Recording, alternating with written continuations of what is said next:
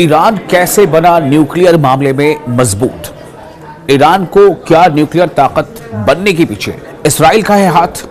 ये बहुत बड़ा सवाल है, चूंकि जो एटमी इदारे तंजीम है ईरान का, उसके जो चीफ है वो कुछ ऐसे ही बात कर रहे हैं कि आज जो न्यूक्लियर ताकत है ईरान की, उसके पीछे कहीं ना कहीं इसराइल का हाथ है। लेकिन किस तरह से, ये आपको बताने जा रहे हैं।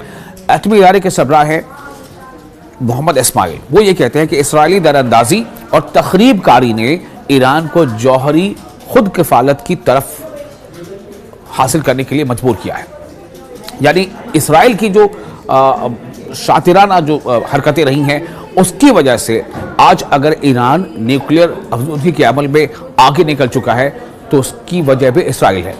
ईरान की एटमी तवानाई तंजीम के सरबराह का कहना है कि इसराइली हुकूमत की जानिब से ईरान के जौहरी तवानाई प्रोग्राम, जौहरी मतलब न्यूक्लियर एनर्जी प्रोग्राम के खिलाफ दरअंदाजी और तखरीबकारी ने, उसकी साजिश ने मुल्क को मुकम्मल तौर पर मकामी जौहरी सनत यानी रीजनल न्यूक्लियर इंडस्ट्री कायम करने पर मजबूर कर दिया है, या तनसीबात कायम करने पर मजबूर कर दिया है। उन्होंने इस अमल को मुसलसल दबाव और रुकावटों के जवाब के तौर पर बयान किया।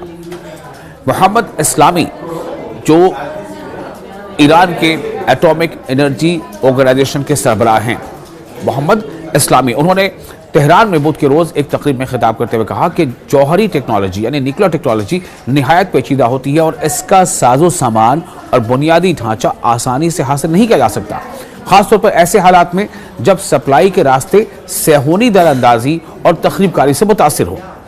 उन्होंने कहा कि इसी वजह से ईरान को तहकीक, डिज़ाइन, तामीर, जांच और टेक्नोलॉजी यानी रिसर्च और टेक्नोलॉजी की तकमील का पूरा सिलसिला अंदरूने मुल्क खुद तैयार करना पड़ा और अब इसके नताइज सामने आ चुके हैं। यानी इस पूरे चेन में, न्यूक्लियर एनर्जी हासिल करने की पूरे चेन में जहां कहीं भी उसके जो स्टेप्स है, मराहिल हैं, उनका कहना है कि इसमें इसराइल ने अपनी तखरीबकारी से और अपनी दरअंदाजी से इस चेन को बिल्कुल मुतासिर कर रखा है।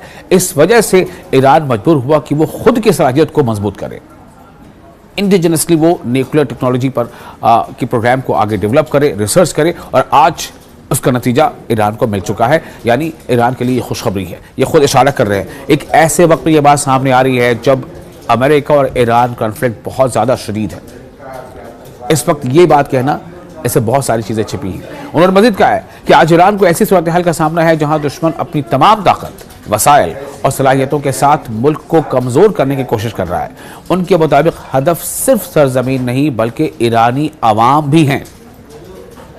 एटमी तवानाई तंजीम के सरबराह ने कहा है कि अमरीका अपनी 2026 की कौमी सलामती हिकमत अमली के तहत अपने मफादात को सिफारतकारी या ताकत के जरिए हासिल करने की कोशिश कर रहा है।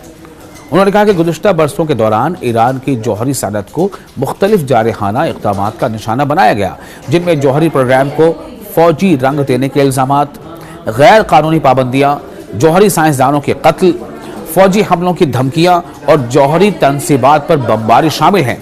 लेकिन इन सब के बावजूद इनके मुताबिक, यानी सरबराह के मुताबिक, आज ईरान के पास एक मकामी और काबिल एतमाद जौहरी सनत मौजूद है जो खुद का है, इंडिजिनस है।